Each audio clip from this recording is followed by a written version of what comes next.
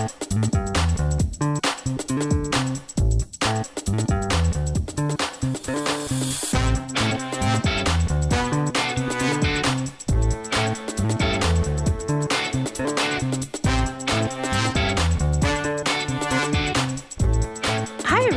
you for tuning in to the Postmodern Realities podcast, brought to you by the Christian Research Institute and the Christian Research Journal. I'm Melanie Cogdill, managing editor of the Christian Research Journal. It's November 2023, and you're listening to episode 368, which is a conversation about Christian families and public school education. On this episode, I'm joined by Matthew Kennedy, who has an MDiv and is the rector, aka senior pastor, of the Church of the Good Shepherd, an Anglican church in Binghamton, New York. He also writes for the Anglican blog Stand Firm. Matt has written a feature viewpoint article called Christian Parenting and the Peril of Public School Education. Viewpoint articles address relevant contemporary issues in discernment and apologetics from a particular perspective that's not usually shared by all Christians. We hope that our readers and our listeners thinking on viewpoint issues will be stimulated and enhanced whether or not readers end up agreeing with the author.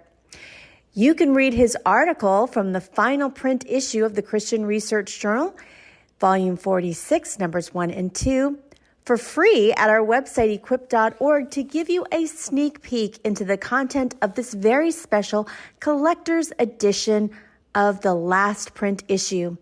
And we're asking our listeners and readers to partner with us in the month of December as they think about some year-end giving. And would you consider giving to receive this special issue for your year-end partnering donation? You can go to equip.org and scroll down to see an option to give for this special issue. Matt, it's good to have you on again. It's great to be here. Thank you. Well, as I mentioned, the article that Matt wrote for our last print issue is one of our viewpoint articles. And as I noted, we hope that you will consider this viewpoint, even if you don't end up agreeing with Matt's point of view. But it's some good food for thought. And it has to do with education choice. And so before I ask specifically about that, why do you think, Matt, that tends to be, well, unfortunately, sometimes it can be divisive in the church, but, why does it tend to be such a controversial topic, whether you send your child to a Christian school or a private secular school or public school or homeschool? Why do you feel like sometimes younger parents, it can be items of debate and just tension sometimes within the church?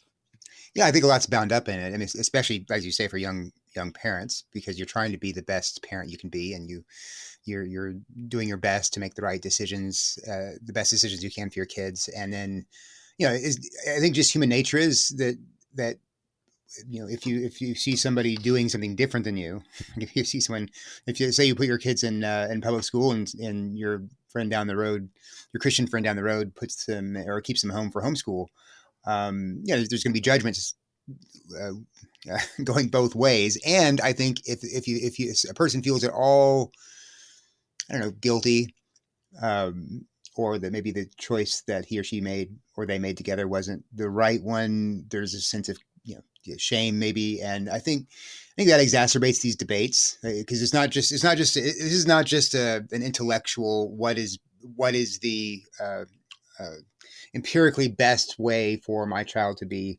educated. It's also if that could be discovered, that means that 50% of the people in the room have done the empirically wrong thing. So and that affects your children. So everybody has a stake in it, and a deep stake in it. Everyone wants to think they've done the right thing for their children. So someone doing something different and saying you should do this thing, it sounds like an accusation.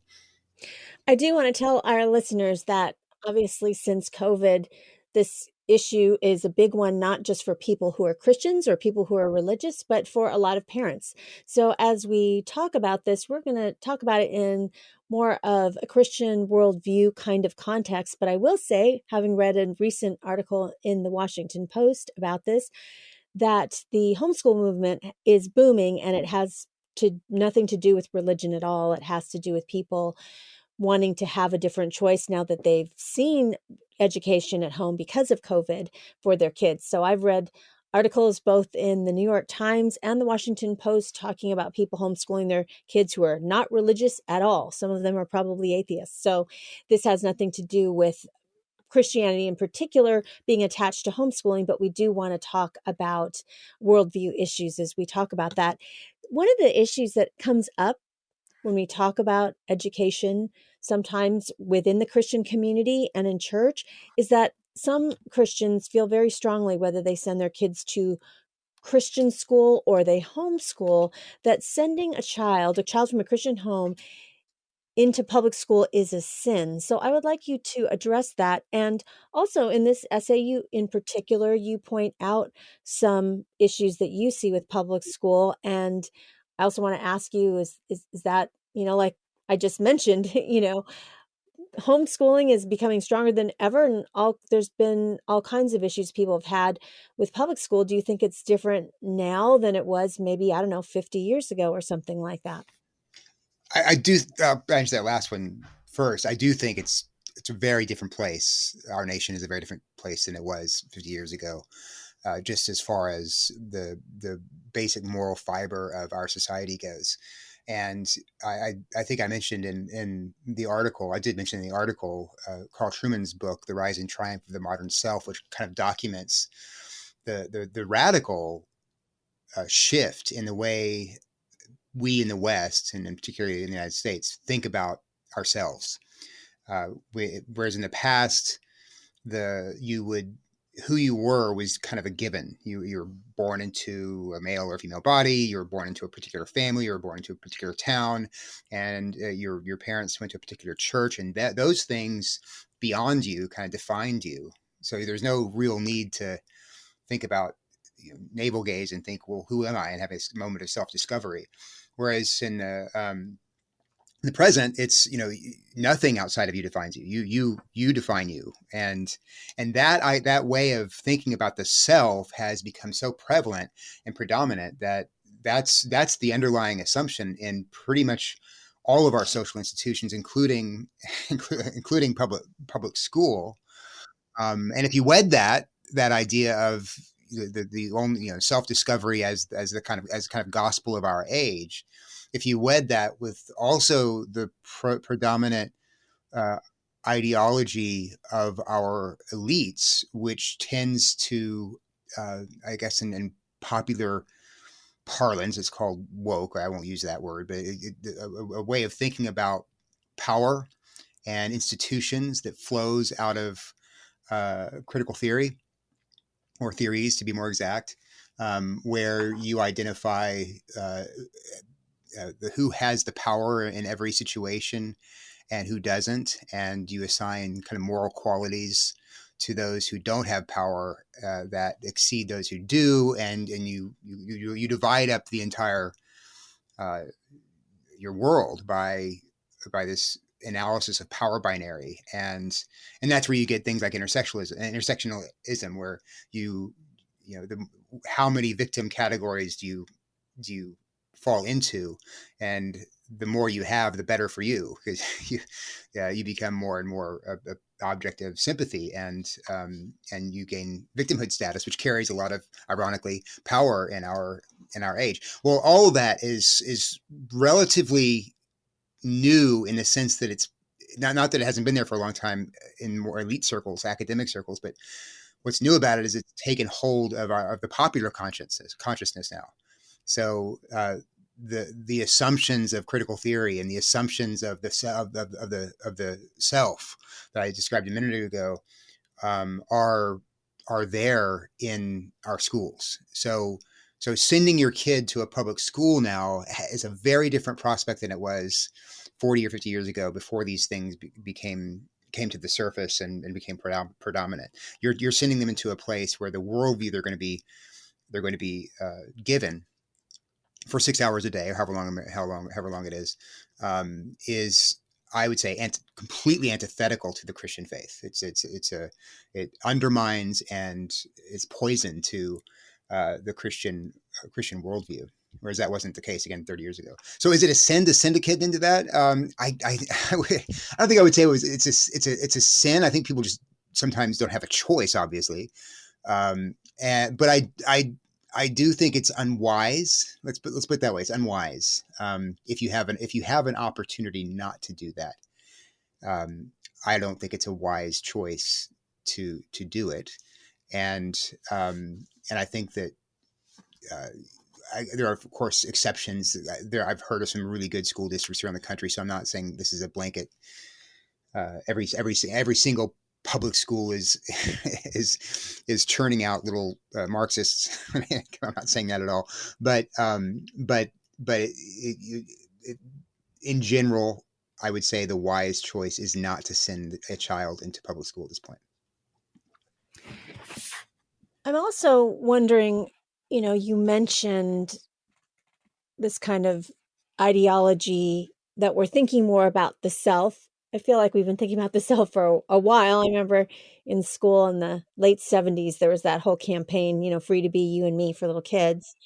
Why would encouraging self-expression in school curriculum be detrimental to kids? Because I mean, this is an honest question. I'm not trying to be snarky at all. I mean, shouldn't parents help their kids discover who they are? They don't need to be like other people. And I think a lot of children today have a lot of anxiety or try to compare themselves to other people. I don't know if that's because of social media. I don't know that the reasons why, but they just seem to have just more anxiety in general about who they are. And so would there be something detrimental about curriculum that's helping them to accept themselves and not try to compare themselves to other people? I think the emphasis on self-discovery is what causes the anxiety.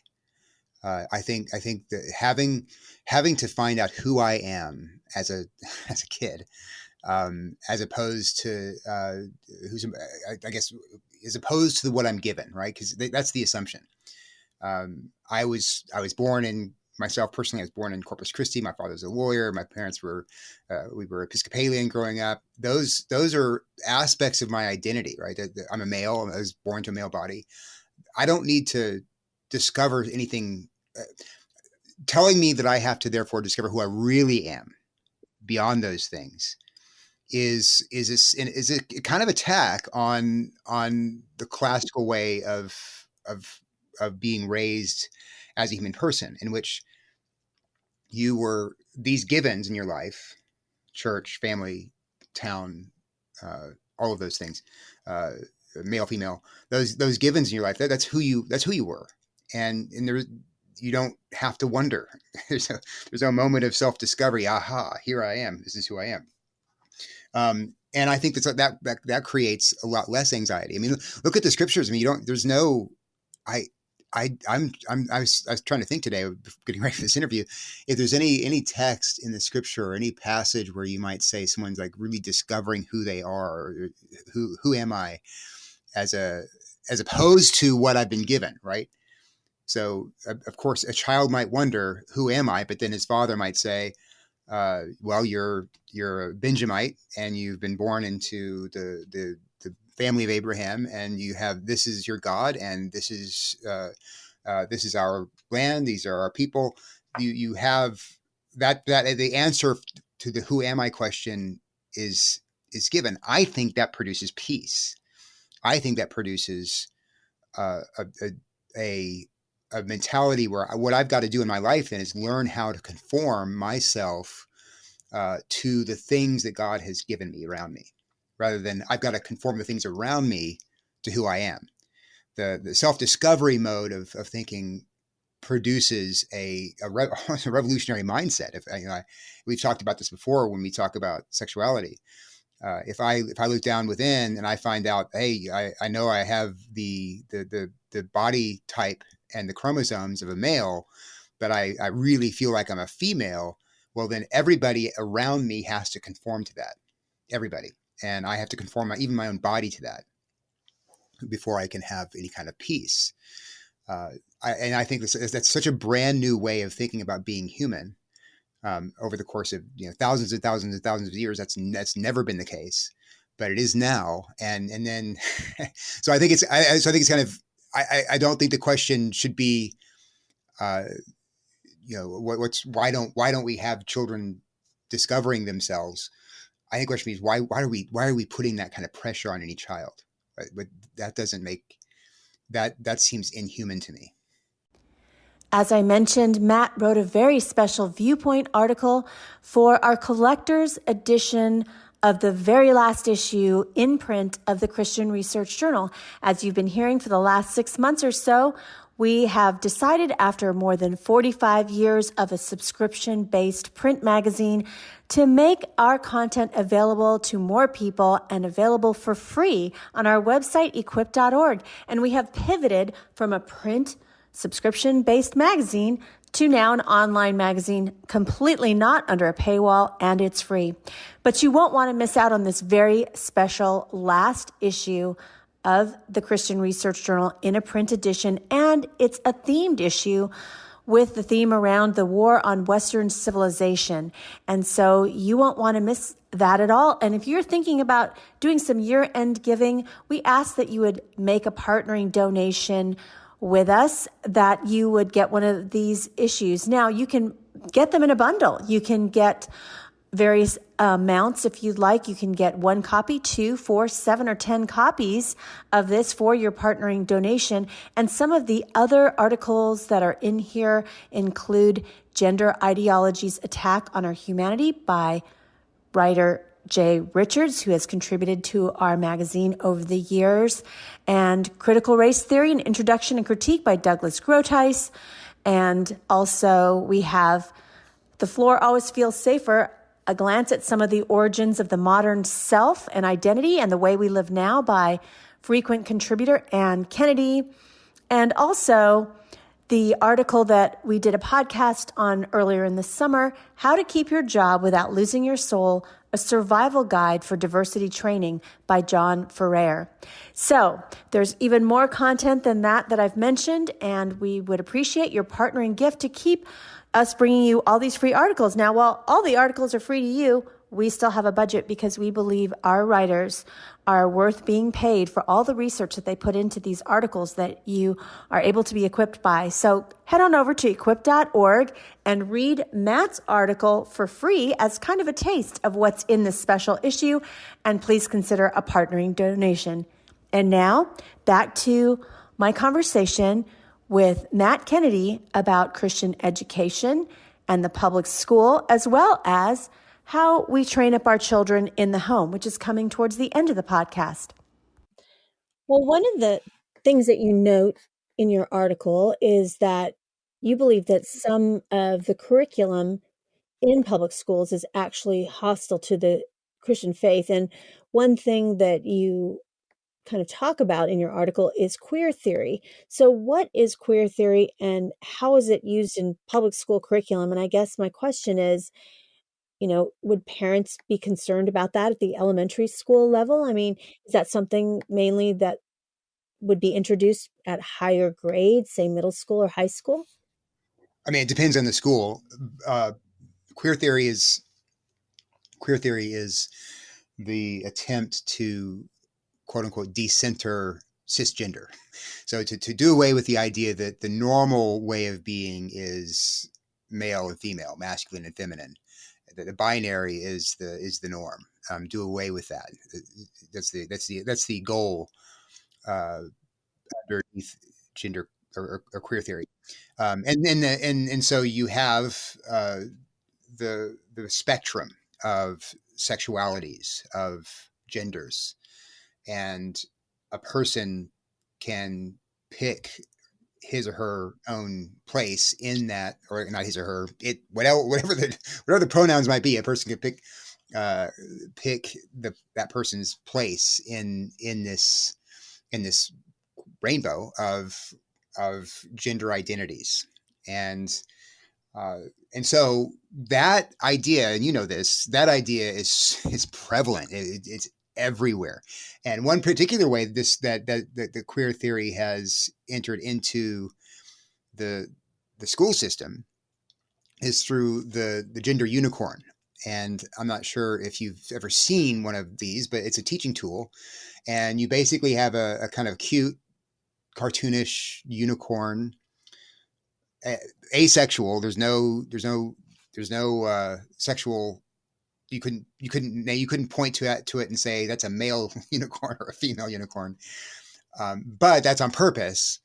So it's a tool to help a child think through how he or she feels. Do I feel more like a girl or more like a boy? I have these I have this is what my body is like, but how do I feel within myself? And each person's the outcome of the gender unicorn is that the child will have set himself or herself down somewhere in the spectrum of identity. And I mean that the idea that we don't receive our sex and in from God, or that our sex is somehow different than our gender. Our gender, in this way of thinking, is the way you feel, or the way you experience yourself, as opposed to what your body is. But in the Christian worldview, those two things there's no distinction there. I mean, you might feel a different way than your body, than the body that's given to you, but the Christian's uh, uh, responsibility is to receive the body that he or she's been given as a good and wonderful thing, and to ask God to um, help you be the best male or female you can be. There's no other category in the Bible except for male and female, masculine and feminine. There's not a there's no spectrum of identities. And so just being introduced to the idea of a spectrum of identities is inherently corrosive to the Christian faith, to the doctrine of creation and our being made in God's image. But yeah, the gender unicorn is pretty common. I mean, that's something that I think you can find in elementary schools across the country.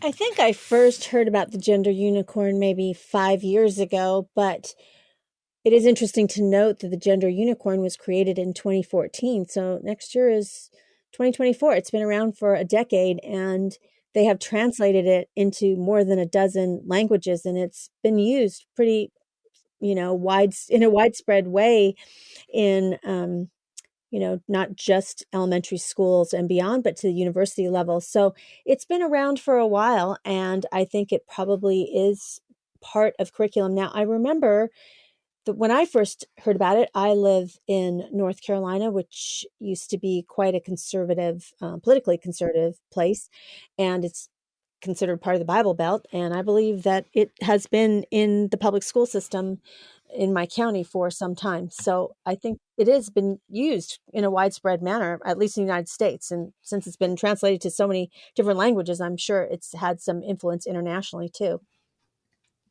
Yeah, I mean, it's pretty pervasive here too, and again, this is introduced to kids at a very young age. So from let's say second, third grade, they're already being taught to distance themselves identity wise from their bodies, and to see their body as something other than themselves. Which not, of course, not every kid is going to identify differently than his or her own sex, but the notion that you can do that, and that's not just that you can, but that's normal. Like that's how people live, is to identify themselves by figuring out what's going on within themselves.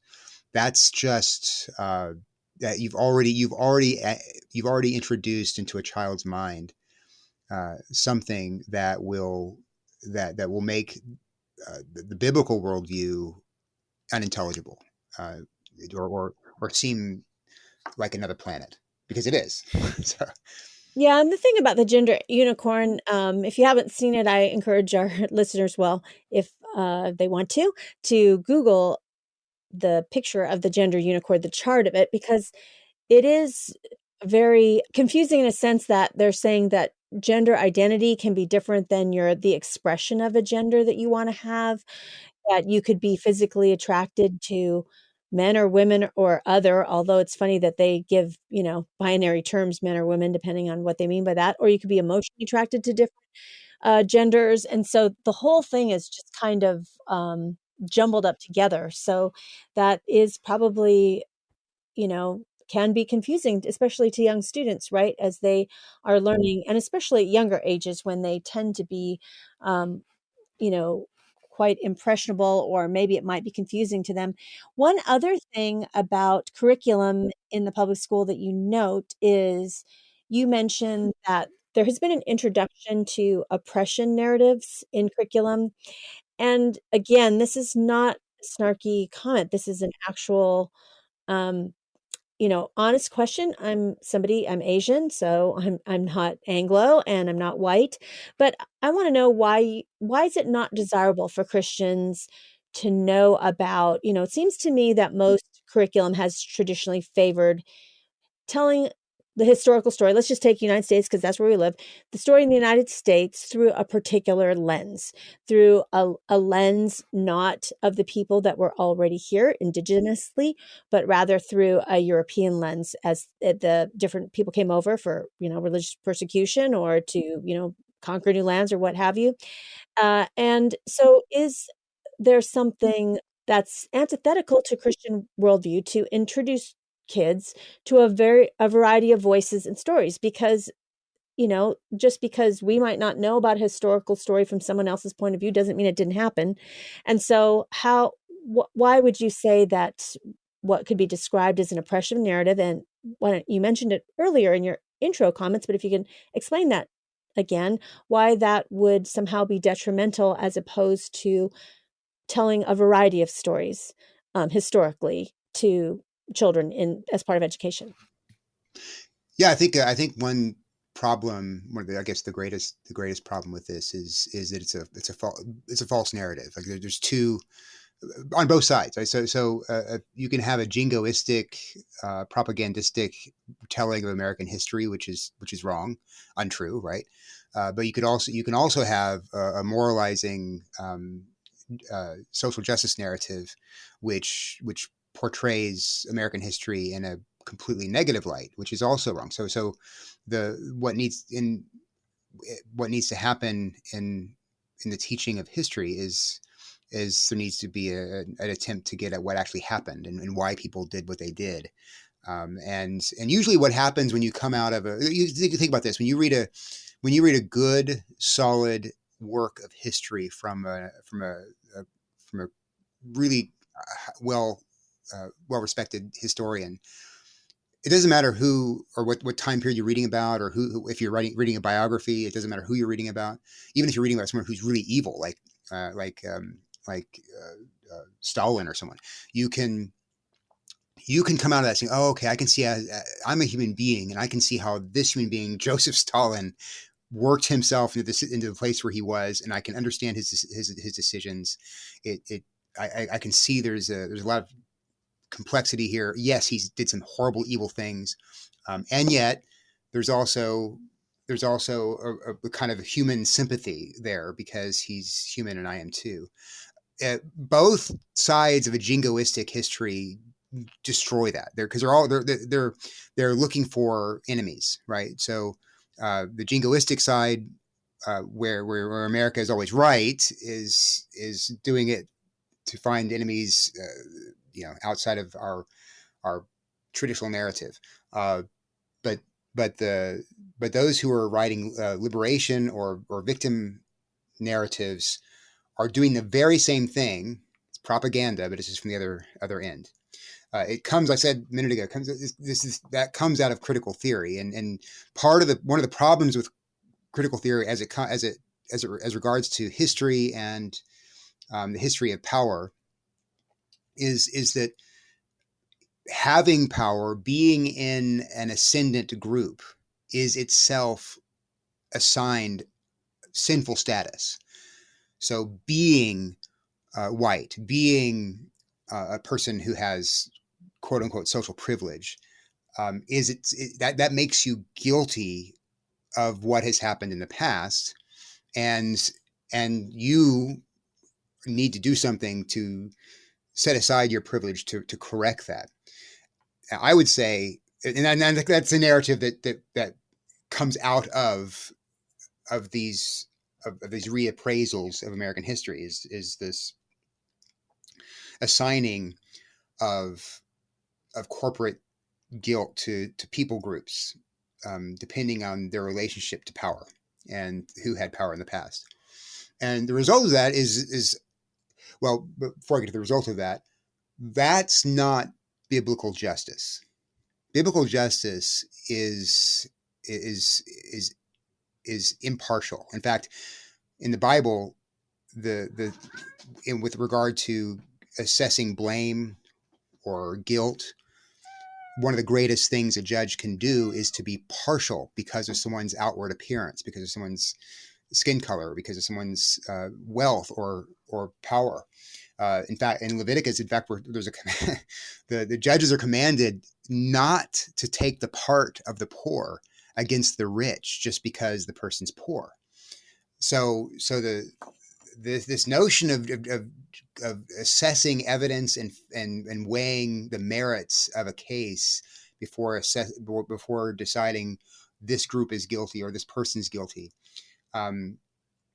that's the biblical worldview. These different narratives are not using a biblical understanding of justice to recount history.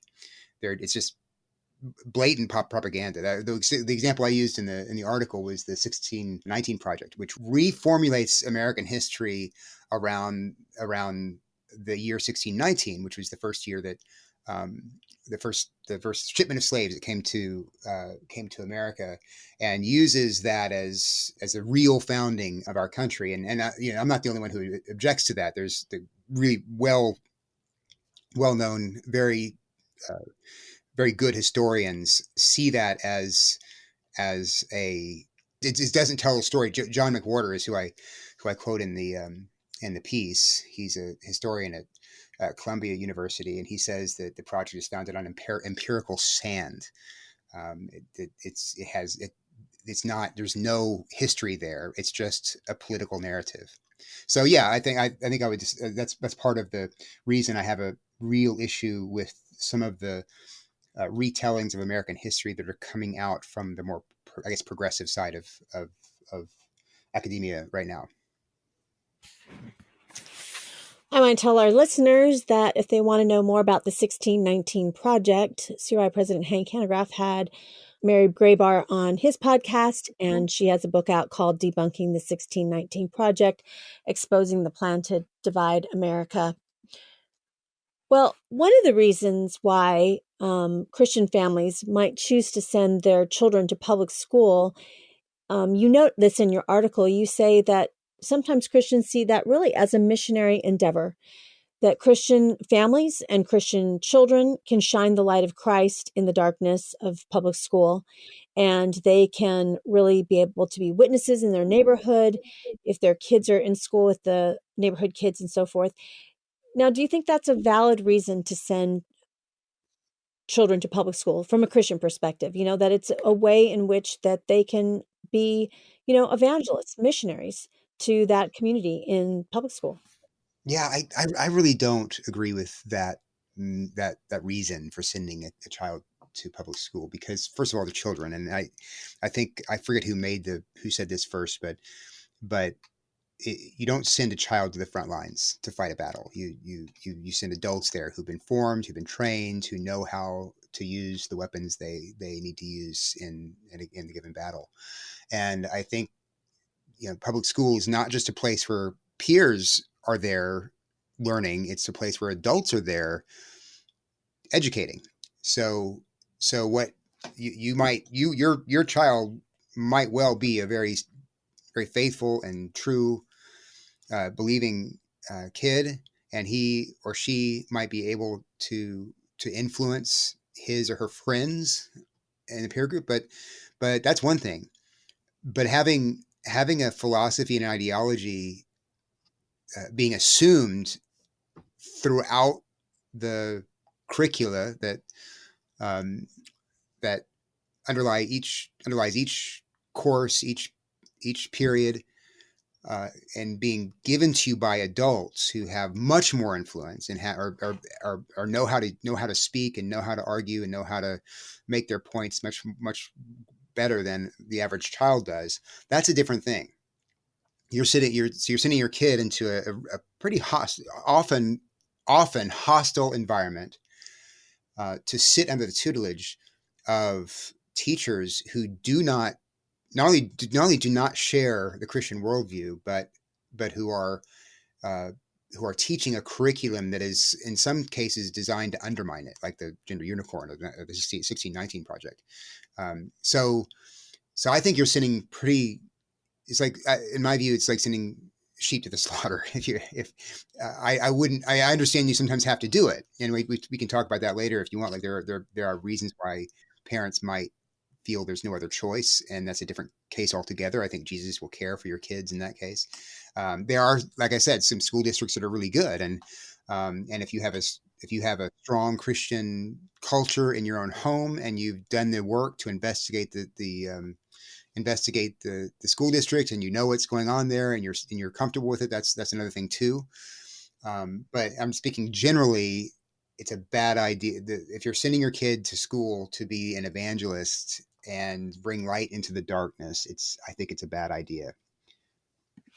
So one thing that is an option, obviously, that, is mentioned is to homeschool kids. And as I noted at the beginning of this podcast, there's all kinds of people homeschooling children now, just not the cliche of just religious folks homeschooling their children. But one of the, like the argument that it could be a missionary endeavor to send your child to public school, one of the reasons not to homeschool your child is that it's not good for socialization, that children need socialization. It's going to cause them to be awkward. And not only that, also people will say, well, I don't really, I just would have too much conflict with my kids. So for me, I cannot homeschool my children because of my kids won't listen to me as a teacher. And also I think they would not be socialized well, and they need socialization. Yeah. I mean, I think that's one of the oldest objections to homeschooling, and is the socialization question. I don't want my kid to be weird. Homeschooling kids are weird. That's not good. Well, I hear that. However, I tend to think the opposite. I would rather my kids not be socialized in public school, where, think about how children have been raised for the last many centuries, thousands of years. The primary caregivers, teachers, socializers have been their parents. And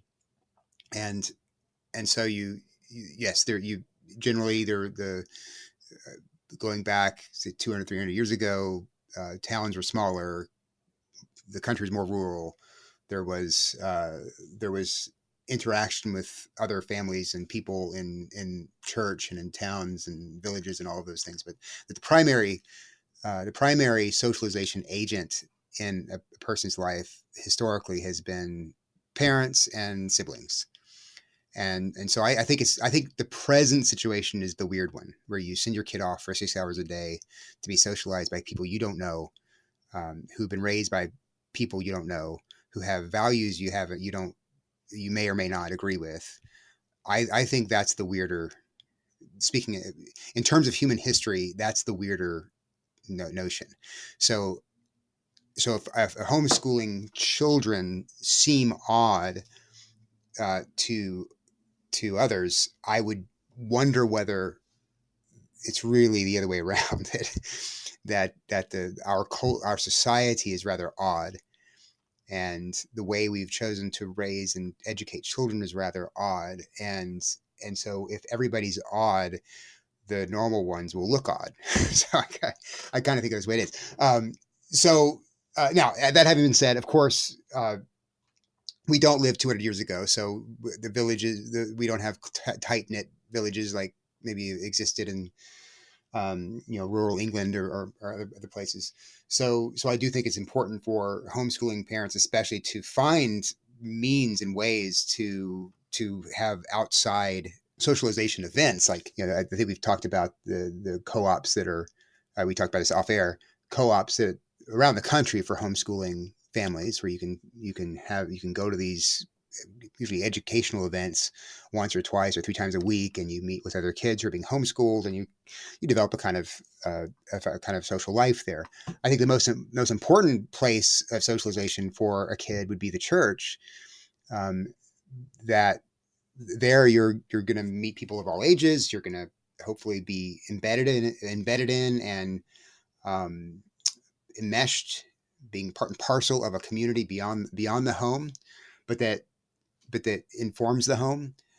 I think the church, co-ops, things of that nature will do kind of reconstruct what it might have been like to raise a family in a small village in rural England 200 years ago, which I think is what I kind of think is what the goal should be for families who want to raise their children uh, with Christian with a Christian worldview and Christian virtues. But what about the person who says, I just, would have too much conflict with my kid and I think someone else needs to be their teacher, not me? Well, I mean, it's it is the case that there are some parents who just can't do it, and like I said, these are the kind of the exceptions and not the rules. There are some parents who are just not don't have the constitution to teach or to be around their children. Maybe it could even turn into abusive kind of situation, and I think that's an exception. And if you have the money, I would suggest finding a classical school. If you have the money, I'm not quite. You got to be really careful with Christian schools because not all Christian schools are all that different curricula wise from public schools. Many of them have adopted public school curriculum or something like it. So curricula or something like them. So check out a Christian school before you send your kid there to make sure it's not just replicating the public school system but slapping a cross over it. It may be just as bad. So look for a good classical school. Look for if you can afford it. Again, there's some great online schooling options right now. And Memoria Academy is a great online all from elementary school all the way through high school. I think they're even working on a college option now, but that's where we've sent our kids. Um, when they got to be old enough, we put them in. They went through middle school and high school in Memoria Press, right from home, interactive classrooms, accountability with the teachers. There's some great options out there if you don't feel like you have the chops to homeschool. But then again, if you can't afford those, then public school is your only option. And yeah, then I think, like I said, if you're put into a corner where you have no choice but to put your kid in public school, I think you can then trust that God is going to help you and take care of your child. And I think what you then need to work on is, and I mentioned this in the article, is creating a rival culture. You should do this anyway, whether you send your kids to public school or not. But especially if you send your kids to public school, creating a rival culture at home, a culture of beauty, truth, and goodness in your home, that the indoctrination and unchristian ideas that your children will face at school have no hope of overturning because it's so attractive and so beautiful. I was going to ask you about that because I think a lot of Christian parents, whether they send, so in my case, I sent my kids to Christian school, K through 12, and I sent them to very good Christian schools that were in two different states that were worldview focused. They were not evangelistic Christian schools. And so, in other words, there's some Christian schools that have Christian curriculum, but they allow anybody. You don't have to be have one parent who's a Christian to be at the school. That's not the case in the schools that we went to. But I do think a lot of people just think, okay, well, I'll just send my kids to Christian school and they'll, teach them those kinds of things. And then with all kinds of activities and sports and things like that, kids aren't that there's not that much home focus, if that makes sense. You're just driving your kids from one thing to another. You have activities and dance and sports and all these other things, or youth group or whatever it is. And the home life isn't, as a spiritual center,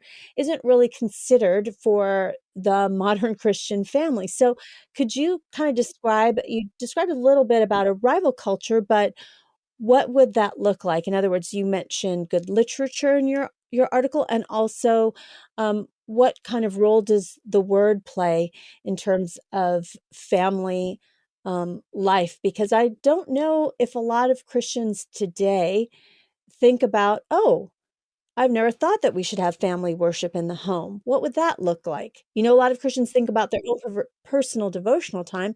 I don't know if they've thought about that in terms of the discipleship of their own kids. Yeah, I do think that uh, having so many extracurricular activities, again, assuming you're sending your kid to a Christian school or a classical school or public school or whatever, having so many things after school is a bad idea. And the prevalence right now of sports and for example, the traveling sports teams, for example, which can take a lot of money and a lot of time away from family. I think, and some families can navigate it fine. That's I know and love some families who've navigated these things really well and have produced wonderful godly children and young adults. But in general, I think that in the past has been much more time at home and much more interaction between parents and kids without the the outside world pressing in, without the need to run a child here or run a child there. And I would suggest one way to create a rival culture is to cut some things out, cut some sports out, cut some extracurricular activities out, so that once you have that every evening maybe you'd have a meal together. I think that's super important to carve out time. You may not be able to do it every day, but carve out time at least 2, 3, 4 times a week where you're sitting down as a family and having a meal, and where nobody's on their phone. You're talking. I think it's important from the time the kid is so very small to begin teaching them about Jesus as their good shepherd, and telling them over and over again what the gospel is, what the good news of Jesus is, how much he loves them, and reading scripture at a very early age to kids. And you got to be careful how you do it, because it can be very frustrating reading the Bible to little little kids, because they're rolling around on the floor and not paying attention, and they get really frustrated. Totally understand that, but do it anyway, and laugh it off. Your kids are gonna your kids are not going to listen very well until they're older, but they're going to remember those times as with kind of golden haze, as long as you don't yell at them a lot, right? Because you can get frustrated with kids. But if you guys make the time together in the evenings that you have with your kids golden. Have the we read scripture, of course, but we also made a habit of at least 2 or 3 times a week reading to our kids good books, like books that are for able to be understood by children, but good. The Narnia Chronicles, C.S. Lewis, The Hobbit, Lord of the Rings, for Anne of Green Gables, and the King Arthur tales, things like that really help create a Christian imagination, and that break the spell of kind of revolutionary thought, I guess, that they might get at school. And one of the things about good literature, reading good books to your children, is it does teach. All good literature is like this, the nobility of self-denial and self-sacrifice. And that's going to run right up against what they're hearing in school, if it's a public school, which is self-discovery and self-expression. There's a different moral framework in the Chronicles of Narnia than there is in the kind of the oppression narratives we were talking about a minute ago, or the gender unicorn. And the classic good books just by just over the course of time, you don't have to point it out. Over the course of time, valorize self-sacrifice, which is a great thing. So you create this really beautiful home life in your home, and the church is involved in that too, which we can talk about later. And I think you can begin to create a bulwark and a fortress against the onslaught that might be facing your child for 6 hours from morning into the afternoon.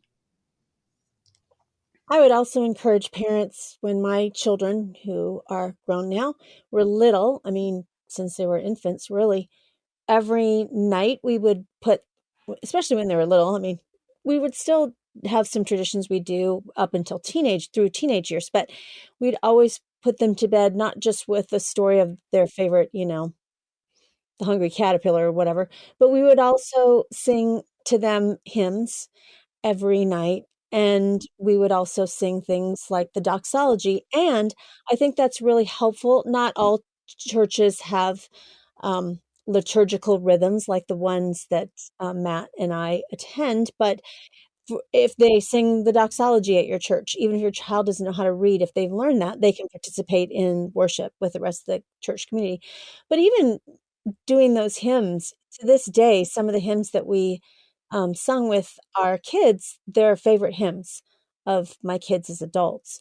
And I think that's a great way. Another great way I want to encourage people if they're, unable to homeschool or their kids are in public school is make a choice instead of sending your kid on the bus with everyone else. It's going to take a little bit more work, but make a choice to drive them to school. And when you drive them to school, you can use that time. I had a ton of time driving my kids to school in the morning where we talked about spiritual things, where once they got old enough to read, I had them read portions of scripture or creeds and confessions and things like that. So I think there's ways in which you can redeem time and use it for spiritual instruction for your kids, even if they are in a situation where they're not getting spiritual instruction as part of the curriculum, for example, in a public school. But I do want to ask Matt too, because he just touched on it a moment ago, is how can the church and, the church community help families, as if they're, especially if they're sending their kids to public schools or any school where they're having to encounter some of this curriculum that's so hostile to the Christian worldview? Yeah, and here it's especially helpful if you have a good church, a really good, biblically grounded church that is teaching the truth.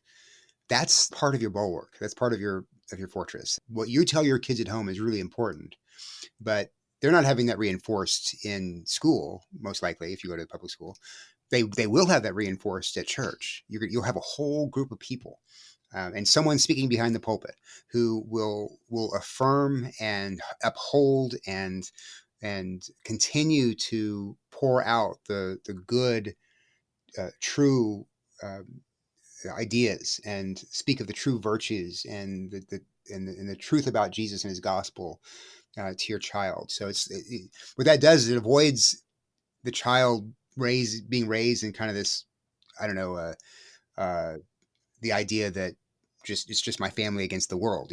It's because no, it's not. It's you are your child, and your family is part of a covenant community that lasts forever. And as part of that covenant community, God has equipped the church to in particular feed you and feed your children. You need the sacraments. You need the word. Your children need those too. So not being really deeply embedded in a church. So I mentioned the idea of a village a minute ago. I really think in our modern era, a good church can kind of fulfill that role that a village used to fill, of having old people, young people, people for long periods of time of your life who are just embedded in your network of relationships. You can kind of grow up in a multi-generational community of people who all believe in Jesus, who love Jesus, and who are all growing in Jesus at the same time together. That's indispensable, I think, for having a beautiful home culture. And not having that, I think, is you're just cutting yourself off from one of the great ways that that Jesus has promised to protect you and to protect your family and to feed you and to feed your family.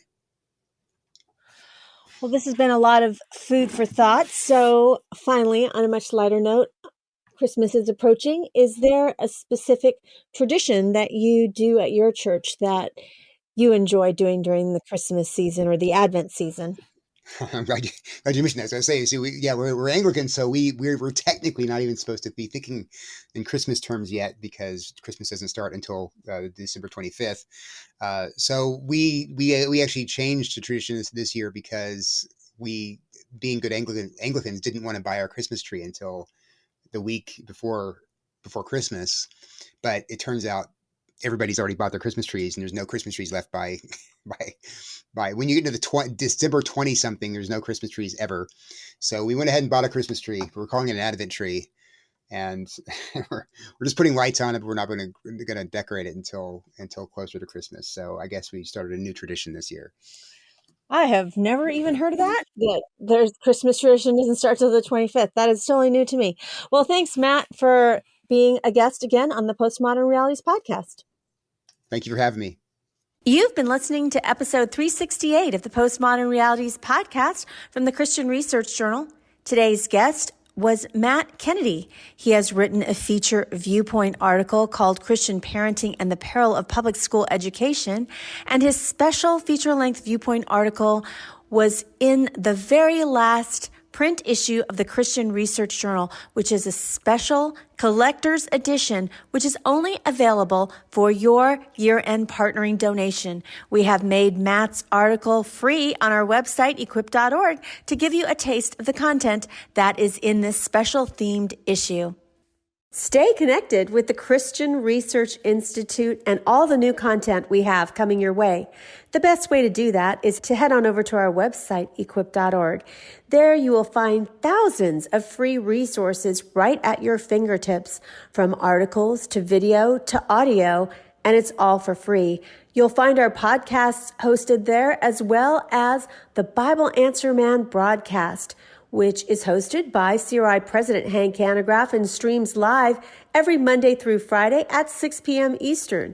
In addition, you don't want to miss out on subscribing to Hank Unplugged, which is the podcast of Hank Hanegraaff. And in that podcast, he has really in-depth, free-flowing, essential Christian conversations with some of the most interesting, informative, and inspirational people. And in addition, he has a new series on his podcast feed called Hank Unplugged Shorts, which Hank goes into the headlines in the mainstream media and refutes a lot of those cultural issues that we have in these short podcast episodes. And there's quite a few of them. You don't want to miss out on them. Now, if you want to find some of this at other places where it's all in one place, really subscribe to our YouTube channel. It's a great way to get all of our content there, our podcasts there, and different individual questions theologically that people have that Hank answers at our YouTube channel. Now, you might be thinking to yourself, I don't know how to subscribe to YouTube. I don't have a YouTube account. Well, actually, you might just have a YouTube account. If you have a Gmail address, you have a YouTube account. Just log into YouTube with your Gmail address and search for Bible Answer Man channel, and please become one of our subscribers. In addition, if you see that bell icon right there on our front page, please click that, and every time that we have new content, you will receive a notification that new content is up on our channel for you to be able to consume. So thank you so much for the ways in which you partner with the Christian Research Institute. We are grateful for you listening and reading and watching.